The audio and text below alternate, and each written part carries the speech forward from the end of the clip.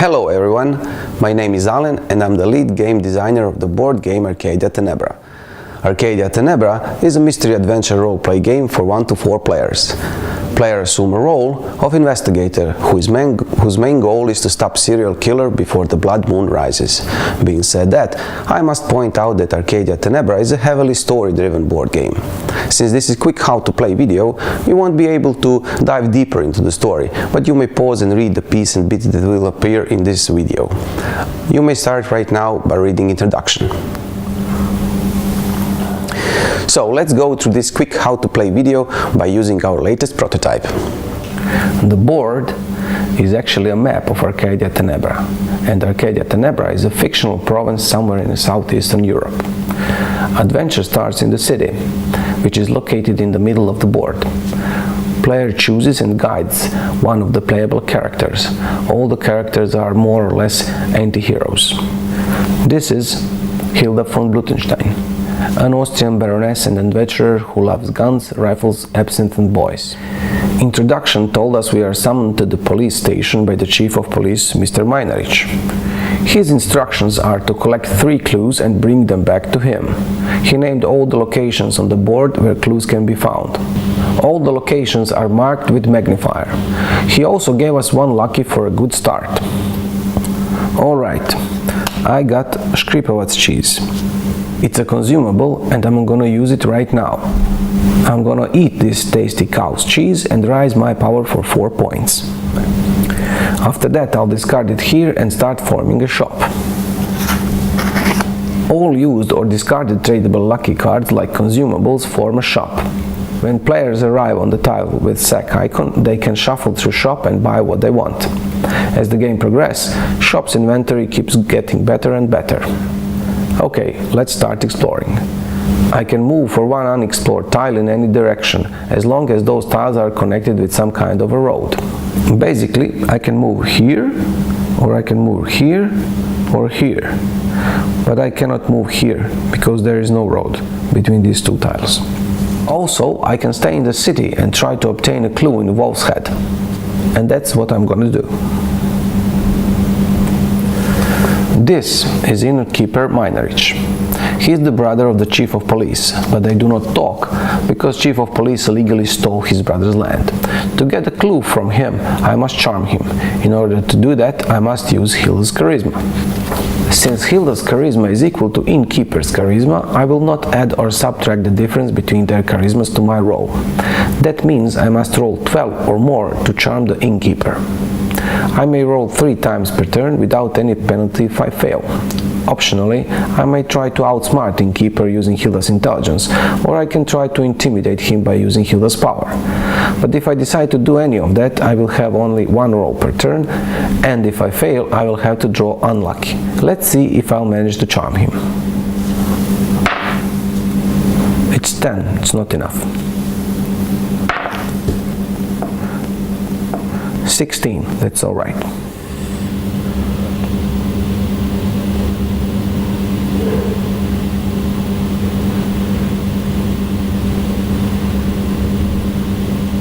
I earned 1 lucky, I get his answer, I unlocked the option Be Popular, and I got my first clue. Basically, each time I succeed in something in the game, I draw lucky. Every time I fail to achieve something, I draw unlucky. I'll mark Wolf's Head as explored.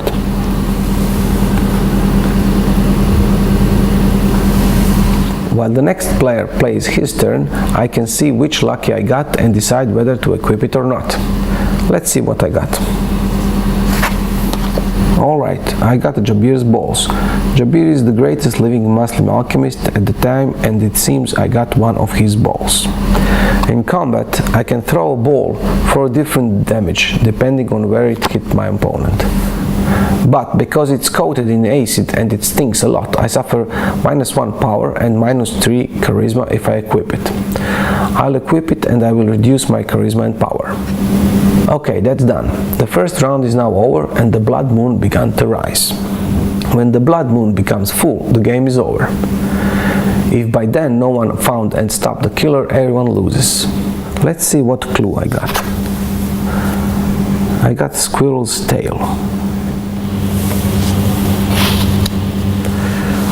I'll try to obtain my second clue in laboratory. To do that, I'll need to pass Imperial Road North.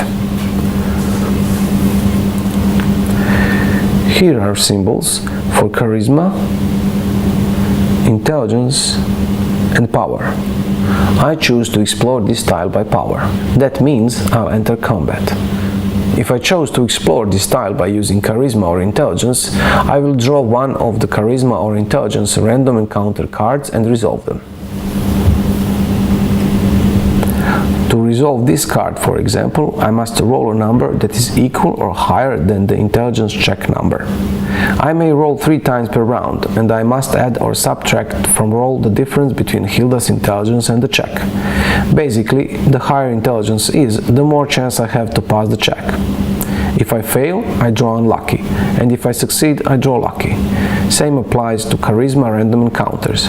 Actually, it's the same gameplay mechanics I used when I tried to charm Innkeeper.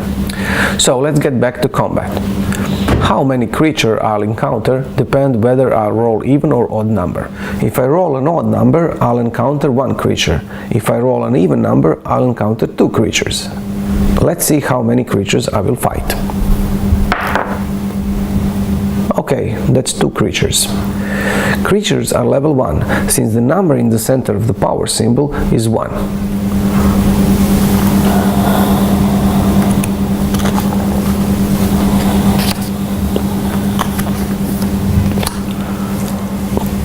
So let's see what I got.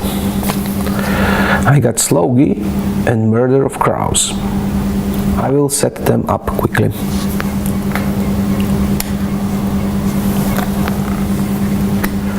Slogy have power of 7, it deals 2 damage and have 2 attacks.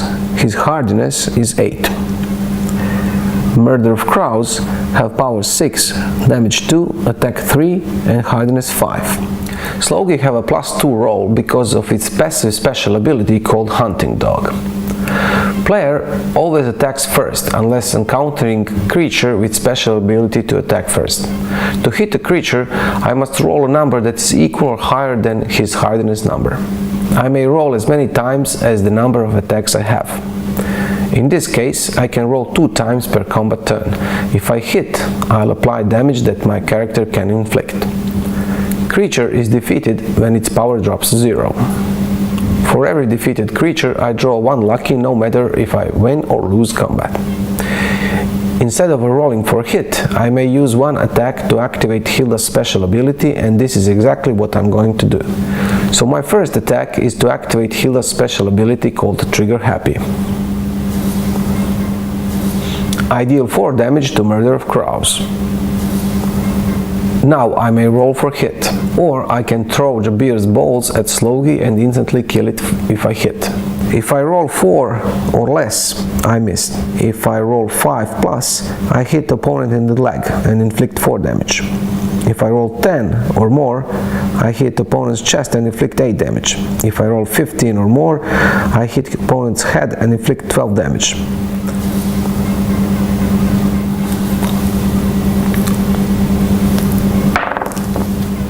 Since I rolled 16, I inflicted 12 damage to Slogy and he is instantly killed.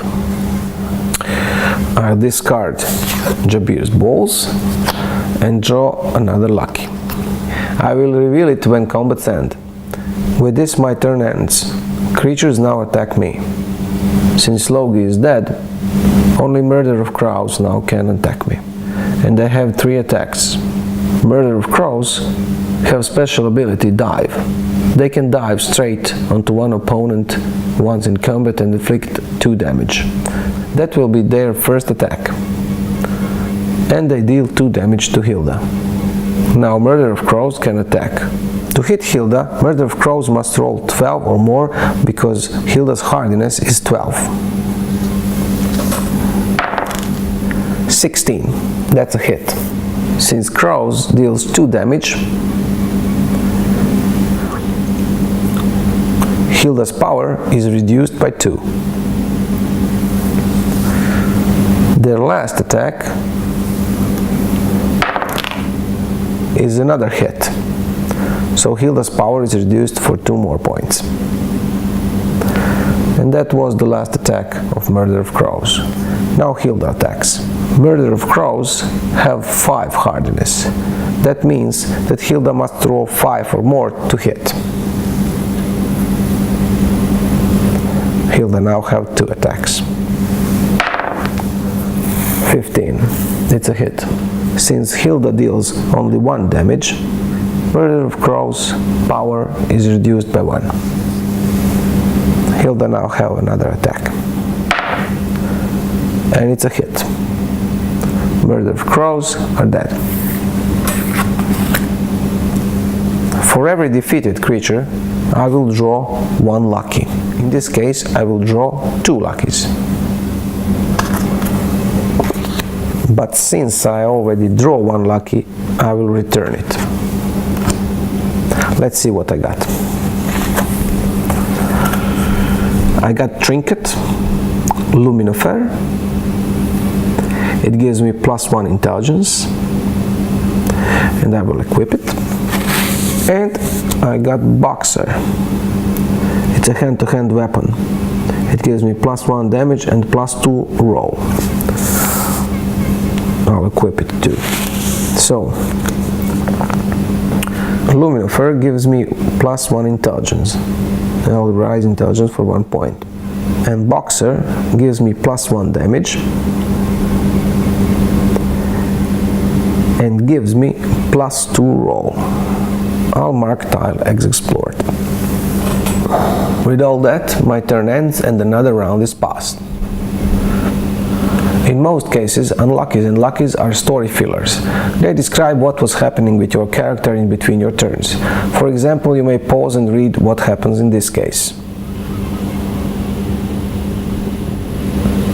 There are different types of cards in Arcadia Tenebra that may be equipped. For example, this is a trinket, and this is a weapon card. I may have equipped only 1 card of the same type. That means I can't equip 2 weapons or 2 trinkets. The cards I cannot equip, I must put in the backpack, which can contain up to 5 tradable cards. Tradable cards are apparel, weapon, trinket, and consumable. My next move is to go to lab. There are a lot of symbols on this tile. Let's see what they mean. Lead means I need to read what happened here. Magnifier means I can get a clue here. Light bulb means I will need to use intelligence to obtain that clue. Sack means I will be able to trade here. And the light bulb +4 means I will be able somehow to temporarily buff Hilda's intelligence for 4 points. Let's see what the lead says. It seems this is some kind of electrical lock in front of me. I won't be reading all this, but you can pause and read what happened in details. It seems that I must lockpick electric lock. Electric lock has complexity of 10 and strength of 5. Complexity is measured by intelligence and strength by power. That means that every time I roll 10 or higher, strength of the electric lock is lowered by 1 point. Lock is picked when lock strength drops to 0. Also, every time I miss, electric lock deals 2 damage to me. Let's see how this will play out. I'm starting with -2 points of power since it's written in the lead that I was trying to open a lock and got stricken by electrical discharge. Hilda's intelligence is 4 points higher than electric lock's complexity. That means I have a +4 on roll. So let's roll. 15 plus 4 is 19. That's enough. 11 plus 4, 15. 19 is a critical hit. That means that I got extremely lucky and lower power of electrical lock for 1 extra point. If I rolled 20, I will lower power of electrical lock for 2 extra points. And 15 is enough. Lock is unlocked. Alright, I picked the lock and I get Tesla's answer. I draw 1 clue. I got access to Tesla's prototypes and Tesla's library. If I stay for 1 turn in library, I can buff Hilda's intelligence for 4 points. If I put back in shop 2 tradable luckies, I may get one of Tesla's prototypes, but I can't choose which one. Now I can continue my search for last clue. I may go to Brothel, Hamlet, Sawmill. which are all actually only one tile away. I may pass across all the explored tiles in one move and then try to explore that one tile. Or I can set a course to other city or spring. They're a little bit out of the way, but visiting those places may be rewarding. And that's it. Exploration awaits you, fellow adventurer. Thanks for watching. I believe you got a good impression of what kind of game Arcadia Tenebra is. But there is, however, more. I said nothing about joining forces with other players, companions, traits, boss fights, etc. If you like what you saw and heard, please subscribe to our newsletter. Once a month we will send information about further development of the game, and we will timely notify you to pick one of our early bird pledges on the Kickstarter. If you have any comments, suggestions or questions, please write them in the comment section below. And that's it. Thanks for watching and see you out there.